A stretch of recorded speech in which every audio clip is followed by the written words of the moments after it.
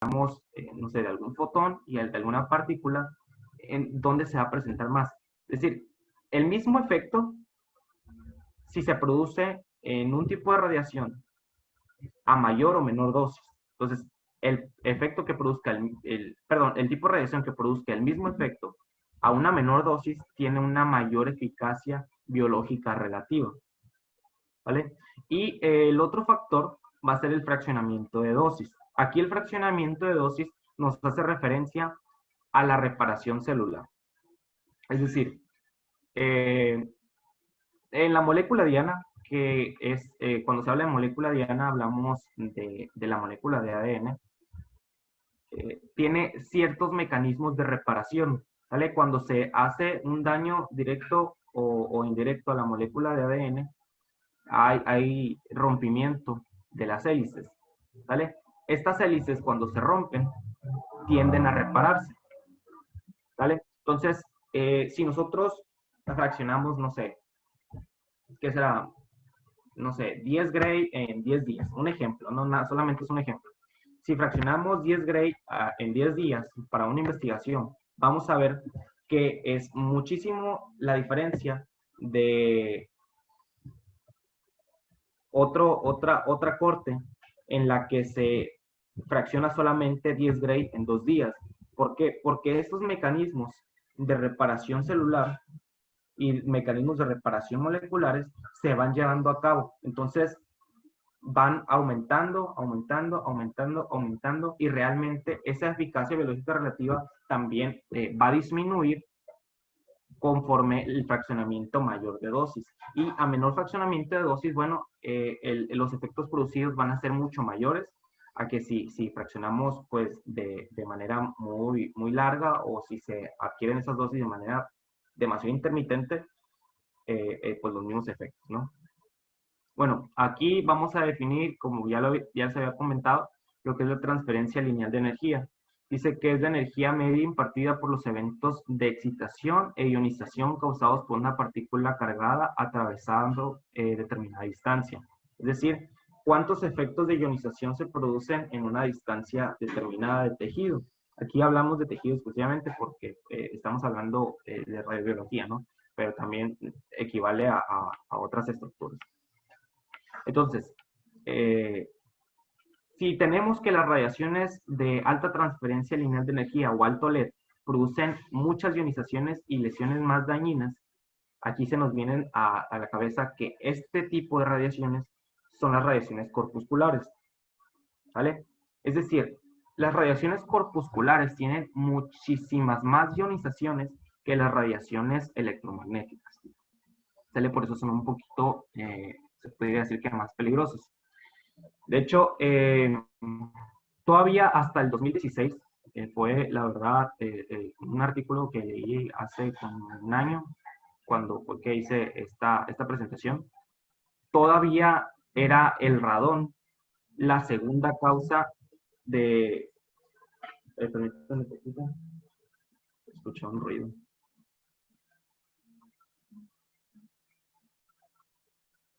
Bueno, el radón todavía era la segunda causa de cáncer después del tabaco. La segunda causa de cáncer pulmonar después del tabaquismo. Entonces, aquí nos damos cuenta que realmente existen efectos muy poderosos sobre este tipo de radiaciones con alta transferencia lineal de energía, ¿vale? Que a corta distancia mandan toda su energía, producen múltiples ionizaciones, y lo que causan es un efecto mucho más lesivo de lo que serían las radiaciones de baja transferencia lineal de energía. Y aquí, como lo comenta abajo la presentación, dice que las radiaciones de baja transferencia lineal de energía o de bajo LED producen pocas ionizaciones y muy separadas, por lo tanto son lesiones menos dañinas. Estoy escuchando un ruido muy feo, no sé de qué será, de quién será, como que tiene un micrófono abierto y te está haciendo interferencia.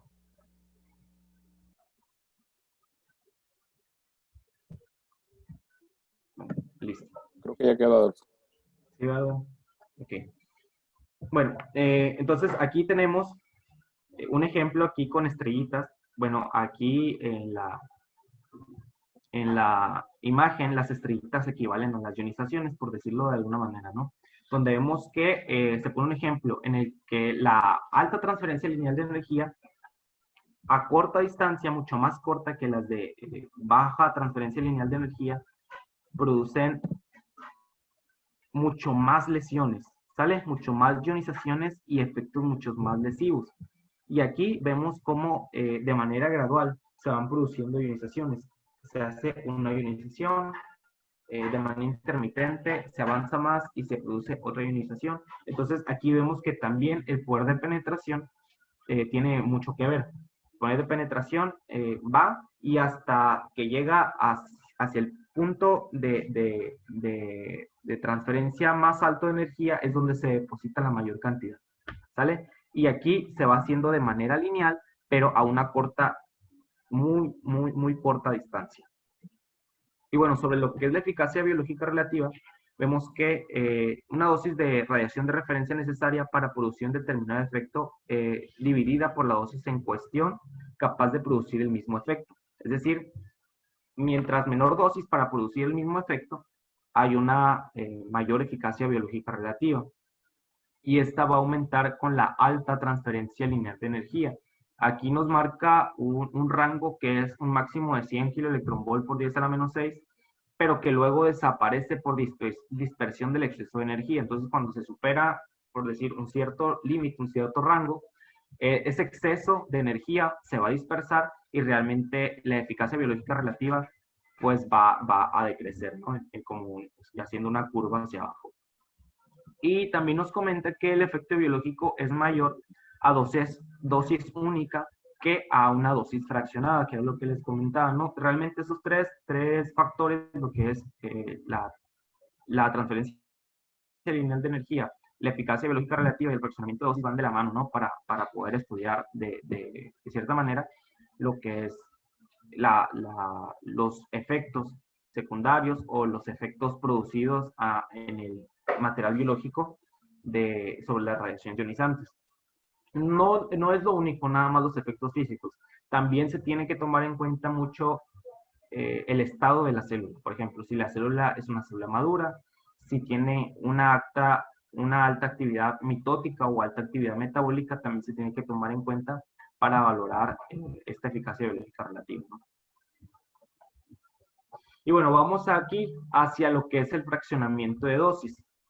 Dice que si se suministra una dosis de radiación en un periodo de tiempo prolongado, en lugar de hacerlo de manera rápida o en una sola dosis, en lugar de ser fraccionada, el efecto biológico será menor.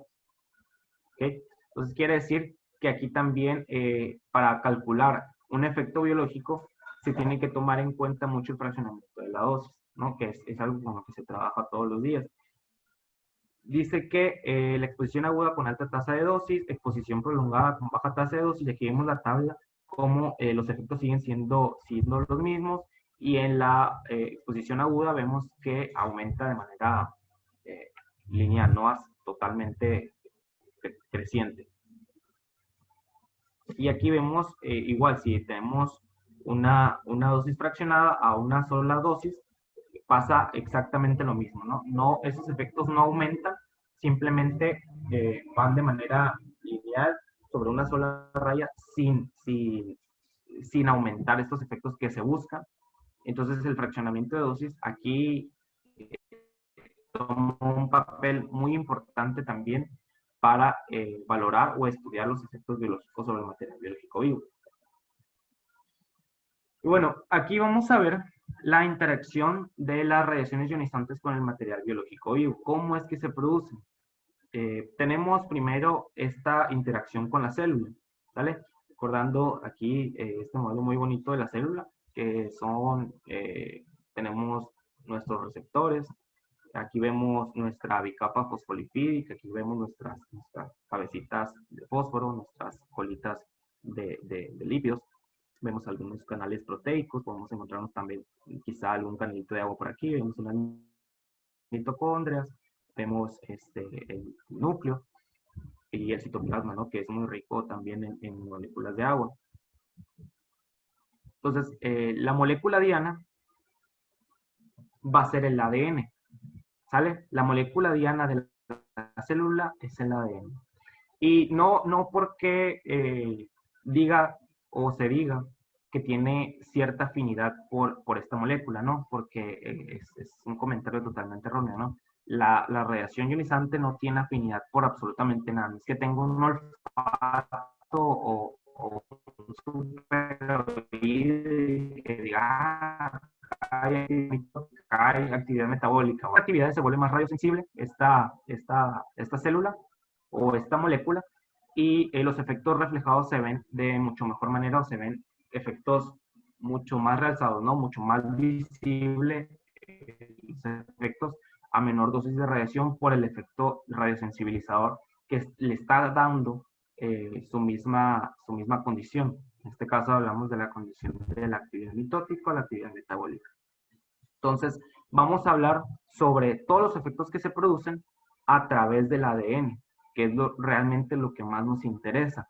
Pero hay dos formas de llegar a él, de manera directa y de manera indirecta, que son cómo se clasifican los tipos de interacción de las radiaciones ionizantes con el material biológico vivo.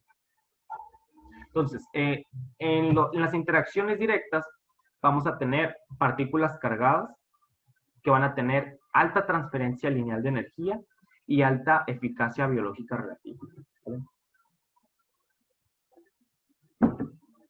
Es decir, que un tipo de interacción directa va a interactuar de manera directa, valga la redundancia, con la molécula del ADN o la molécula diana, ¿sale? De manera directa. No hay atajos, no hay nada, no hay que yo ionizo acá, yo ionizo acá, no. Es una interacción totalmente directa sobre esta molécula del ADN.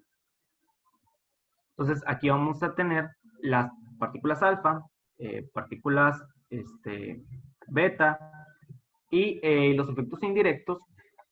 Vamos a tener radiación electromagnética, vamos a tener muy probablemente neutrones también, baja transferencia lineal de energía y baja eficacia biológica relativa, ¿no? Entonces, las reacciones directas se producen a alta LED.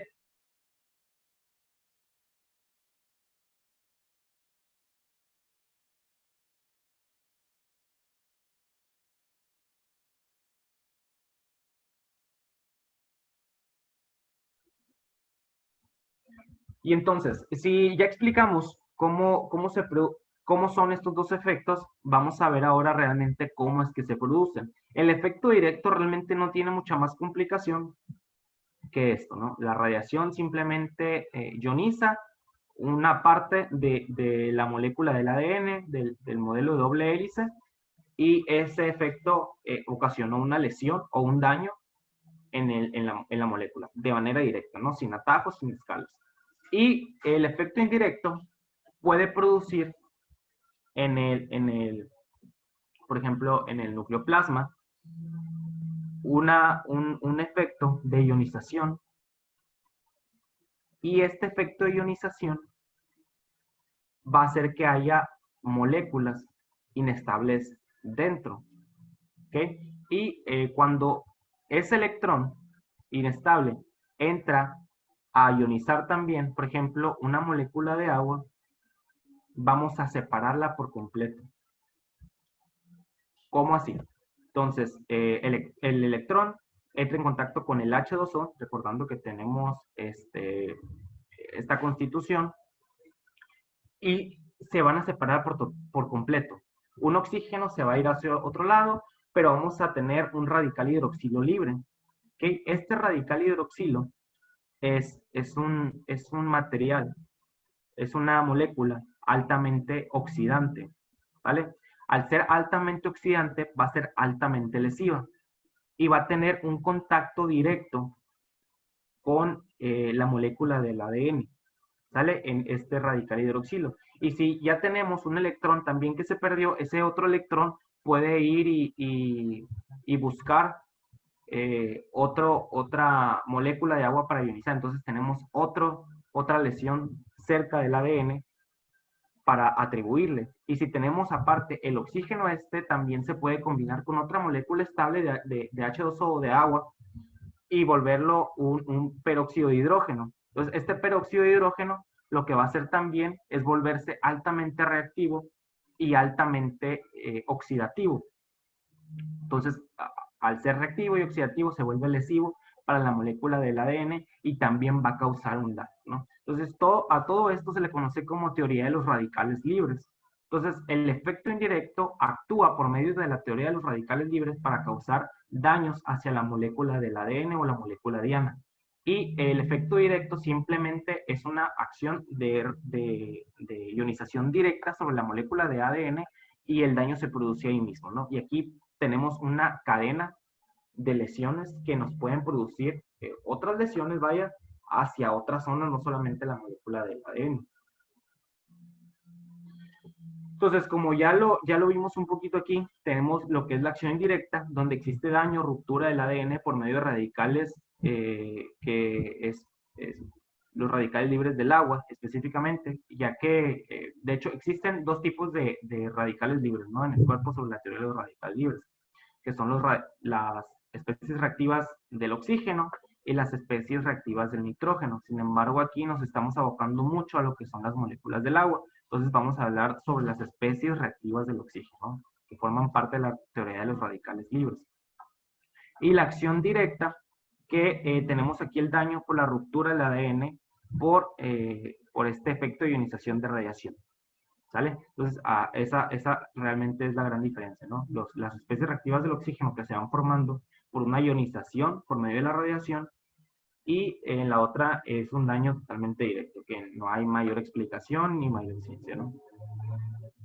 Entonces, todo esto tiene que ver con lo que es la radiólisis del agua, en el cual los fotones ionizan las moléculas de agua generando radicales libres. Estos van a ser altamente reactivos y van a causar daños hacia nuestra molécula diana o hacia nuestra molécula de ADN, ¿no?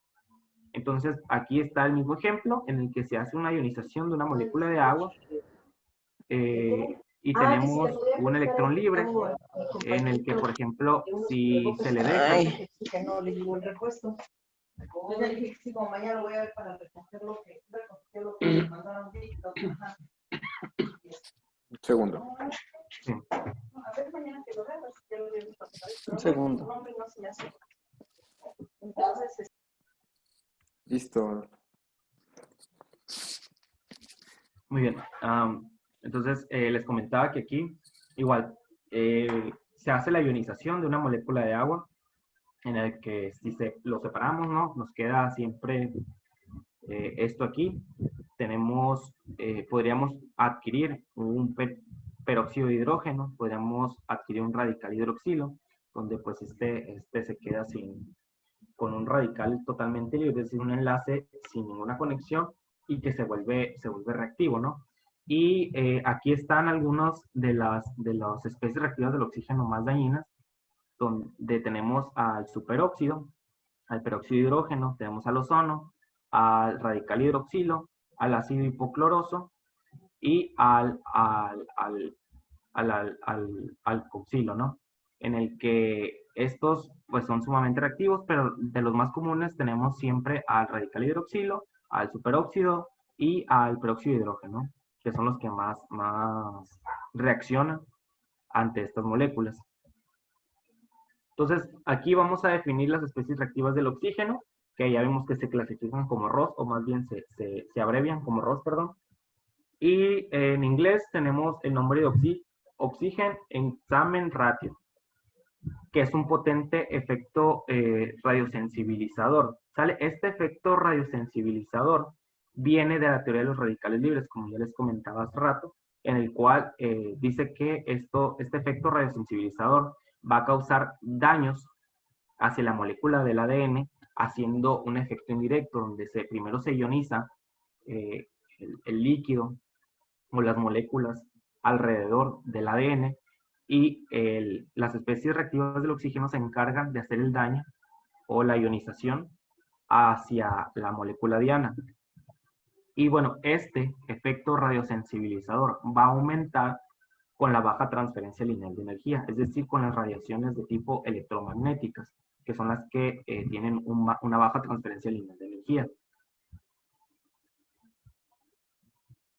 Y bueno, aquí nada más para comentarles, ¿no? Que existe también otro efecto que se le conoce como efecto redox, que es el efecto reducción de oxidación, perdón, redox, reducción de oxigenación, en el que los antioxidantes, por ejemplo, la vitamina C es un muy buen antioxidante, por eso es que te dicen que hay que comer mucha naranja y que mucha fresa y así, ¿no? Entonces, lo que hace este efecto es transferir un electrón de nuestra molécula antioxidante hacia nuestra molécula o átomo inestable. En este caso tenemos un átomo, ¿sale? De oxígeno en el que le hace falta un electrón. Entonces, el antioxidante lo que va a hacer es ceder un electrón o regalarle un electrón a nuestro átomo de oxígeno y estabilizarlo para que deje de ser reactivo y lesivo para nuestro organismo. Entonces, este es un mecanismo de prevención, no de reparación, porque la reparación se hace una vez que ya está dañado el ADN. Ese es un mecanismo de prevención, como si fuera, no sé, prevenir con antioxidantes un efecto lesivo, ¿no? Para que no suceda. Entonces se hace de esta manera por el efecto redox. Y bueno, tenemos lo que es la clasificación de los efectos biológicos. Conocemos que se dividen en efectos estocásticos y deterministas. Entonces tenemos en los efectos estocásticos un mecanismo que es por medio de una lesión subletal, que puede ser a una o pocas células, ¿sale? Que puede ser de naturaleza somática o puede ser de naturaleza hereditaria. Y que su gravedad va a ser independiente de la dosis, ¿no? Eso quiere decir que pues no va a existir dosis umbral. Y la relación dosis-efecto es de forma lineal cuadrática y también lineal, y que casi siempre son de apariciones tardías. En los efectos deterministas son sus mecanismos con una lesión letal, es decir, a muchas células con una naturaleza somática que va a ser dependiente de la dosis. Si es dependiente de la dosis, quiere decir que sí va a tener una dosis umbral con una relación dosis-efecto lineal y que su aparición puede ser de inmediata o a corto plazo. Y bueno, aquí no podíamos pasar o dejar de hablar de lo que es de la ley de Bergonié y Tribondeu, en el que nos dejan estas 4 citas que son muy importantes para comprender los efectos radiobiológicos, que dice que a mayor madurez celular, existe una mayor resistencia a la radiación, ¿vale? Recordando que no existe ninguna molécula, ninguna célula que sea radioresistente, simplemente que sí tienen un poquito mayor de resistencia debido a que tienen una menor radiosensibilidad. Y que a menor madurez celular existe una mayor radiosensibilidad. Es decir, mientras más esté en proceso de desarrollo esta célula o menos diferenciada sea, mayor radiosensibilidad. A mayor nivel metabólico también va a existir mayor radiosensibilidad y que al aumentar la tasa de proliferación celular y la tasa de crecimiento de los tejidos también va a aumentar la radiosensibilidad. Es decir, el nivel metabólico y la actividad mitótica son fundamentales para la radiosensibilidad, ¿no? Para darnos una orientación sobre qué tejidos son los que son más radiosensibles ante estas situaciones. Y bueno, aquí existe el proceso carcinogénico, en el cual nosotros abocamos lo que es el modelo multietapa, que es el de más fácil comprensión, en el cual nosotros vemos una célula normalita, la cual sufre un daño en el ADN, ¿no? Puede ser el daño por lo que sea. Aquí, pues, como estamos hablando de radiación ionizante, tenemos que la célula sufrió un daño en el ADN por radiación ionizante, ¿no? Por efectos de ionización. Entonces, tiene 3 opciones la célula.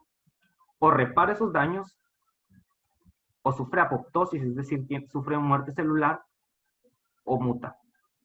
Si la célula se repara, sigue como una célula normal y el ciclo se corta.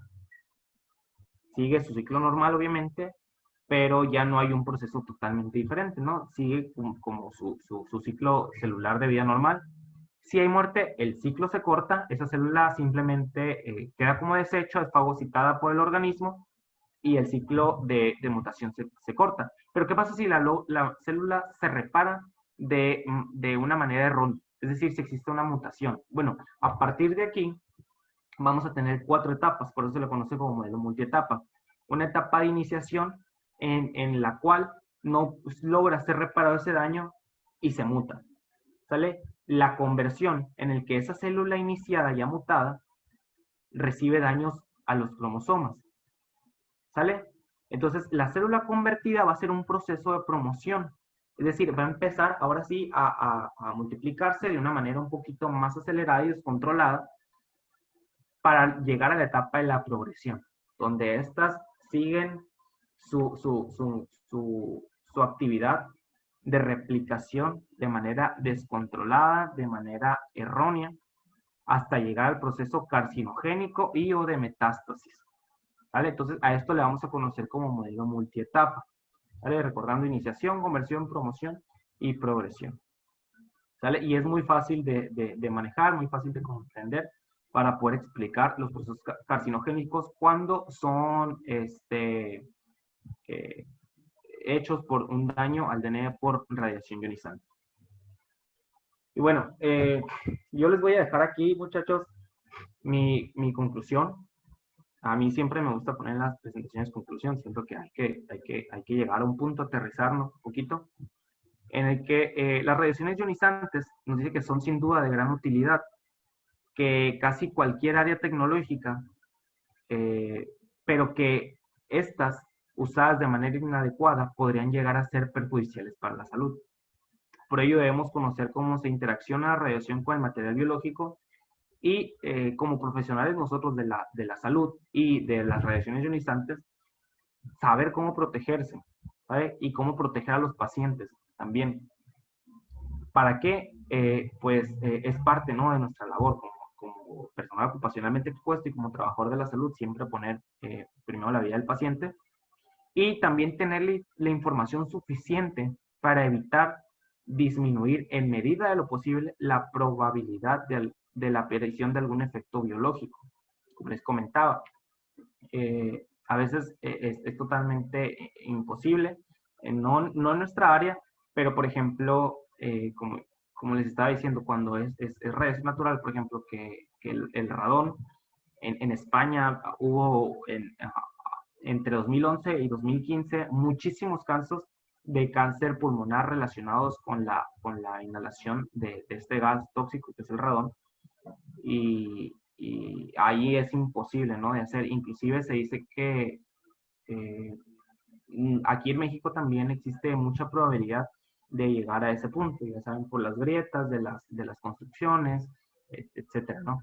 Y que la probabilidad de una persona sana a una persona fumadora tiene 25 veces más de probabilidad de adquirir este tipo de patologías causadas por el radón, ya que el consumo del tabaco potencializa el efecto del radón sobre los pulmones para causar este daño mutagénico,